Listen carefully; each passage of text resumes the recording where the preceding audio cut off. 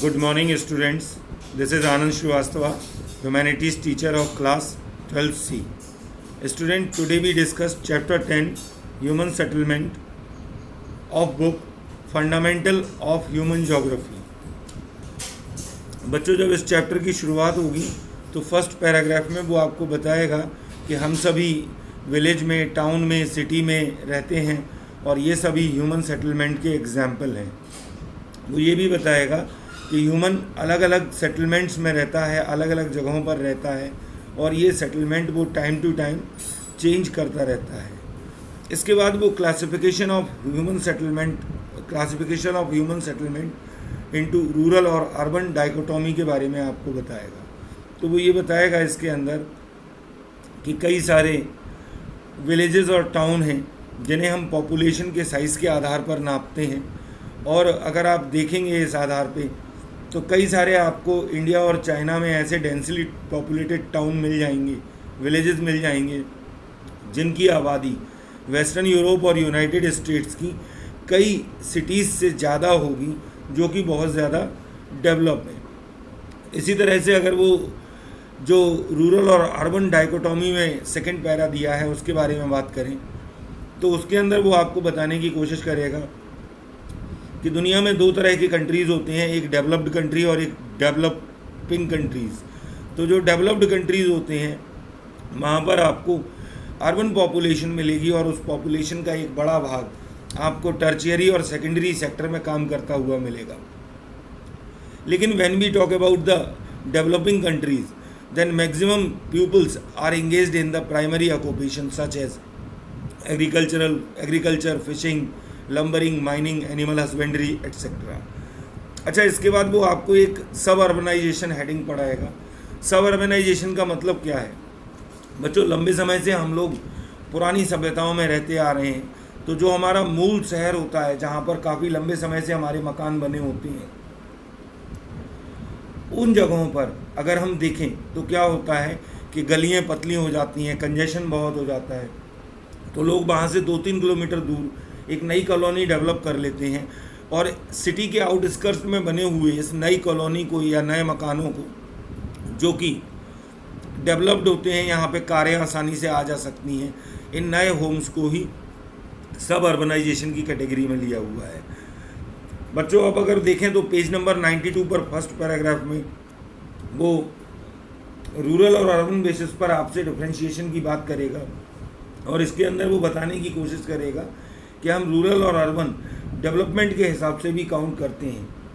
वो बताएगा आपको कि अगर आप देखें तो अमेरिका के अंदर एक पेट्रोल पंप का जो ओनर होता है वो वहाँ पर बहुत ही बड़ा बिजनेस नहीं माना जाता है, इसलिए वो वहाँ पर एक लोअर ऑर्डर फंक्शन करता है। जबकि आप इंडिया में देखें तो इंडिया में पेट्रोल पंप ओनर एक बड़े ऑर्डर का फंक्शन कंप्लीट करता है। बच्चों, अब हम बात करेंगे types and patterns of settlement की, जो कि आपको पेज नंबर 92 पर दिया गया है।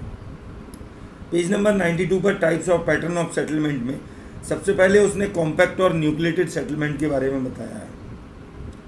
ये इस तरह का सेटलमेंट होता है जिसके अंदर कई सारे हाउसेस एक साथ मिलकर के बने होते हैं और बहुत ही एक दूसरे से नियरर होते हैं। ऐसा सेटलमेंट आपको रिवर वैलीज और फर्टाइल एरियाज़ में बहुत ज़्यादा मिल जाता है। इसके बाद वो डिस्पर्स सेटलमेंट की बात करते हैं। ये जो डिस्पर्स सेटलमेंट होता है ये इस तरह का होता है जिसके अंदर आप देखें तो मकान एक दूसरे से दूरी पर बने रहते हैं। ज़्यादातर लोग एक दूसरे से मिलने का प्रोग्राम या एक दूसरे से लोगों का मिलना तभी हो पाता है जब वो वर्शिप के लिए किसी मंदिर में या मस्जिद में जाते हैं या चर्च में जाते हैं, या फिर वो मार्केट के अंदर सामान खरीदने के लिए जाते हैं। Then we talk about rural settlement. तो रूरल सेटलमेंट वो सेटलमेंट हैं जहाँ पर आपको लोग प्राइमरी एक्टिविटीज़ करते हुए मिलेंगे, एग्रीकल्चरल एक्टिविटीज़ करते हुए मिलेंगे, एनिमल हस्बेंड्री आपको यहाँ पर मिल जाएगी, फिशिंग यहाँ पर लोग करते हुए मिलेंगे। अब अगर हम रूरल सेटलमेंट में वाटर सप्लाई के बारे में देखें तो यूजुअली रूरल सेटलमेंट ऐसे एरियाज़ में बनाए जाते हैं जहाँ पर वाटर सप्लाई अच्छे से हो। अगर स्वैम्पी एरिया हो और आइलैंड का एरिया हो तो ये लोग लो लाइंग रिवर बैंक के आसपास रूरल सेटलमेंट बनाते हैं। ज़्यादातर water based bed point settlement जो हैं उनकी कई एडवांटेज होती हैं, जैसे कि पानी मिल जाता है ड्रिंकिंग के लिए, कुकिंग के लिए, वॉशिंग के लिए। रिवर्स और लेक जो होती हैं उनका पानी इरिगेशन के लिए भी, फार्म लैंड के लिए यूज़ किया जा सकता है। तो इस तरह से हम देखें तो सेटलमेंट में वाटर सप्लाई की बहुत ज़्यादा इम्पोर्टेंस होती है। Now we talk about land. तो land, people choose to settle near fertile land suitable for agriculture. In Europe, villages grew up near rolling country, avoiding swampy, low-lying land, while people in Southeast Asia choose to live near low-lying river valleys and coastal plains, suited for wet rice cultivation. Early settlers choose plain area with fertile soil. इसी तरह से अगर आप देखें तो upland वाले areas में भी आपको गांव बसे हुए मिल जाएंगे। अपलैंड यानी कि वो एरिया जहाँ पर मार्शी लैंड्स होते हैं, तो मार्शी लैंड्स में कुछ ड्राई पॉइंट्स होते हैं, कुछ ऐसे उथले हुए भाग होते हैं जहाँ पर पानी नहीं पहुँच पाता है, तो वो एरियाज़ की बात कर रहा है वो अपलैंड में। Then we talk about building material. तो अगर हम देखें तो विलेजेस ज़्यादातर वर्ल्ड के अंदर जिस एरिया में बने होते हैं वहाँ पर जो नेचुरली अकरिंग सब्सटेंस होता है उससे बने रहते हैं। एग्जाम्पल के लिए अगर आप देखें तो अफ्रीकन सवाना में आप जब जाएंगे तो वहाँ पर आपको मड्स और ब्रिक्स से बनी हुई बिल्डिंग मिलेंगी, और अगर आप पोलर रीजन में चले जाएं तो आपको एस्किमोज वहाँ पर इग्लूज बनाते हुए मिल जाएंगे। Then we talk about defence. During the time of political instability, war, hostility of neighboring groups, villages were built on defensive hills and islands.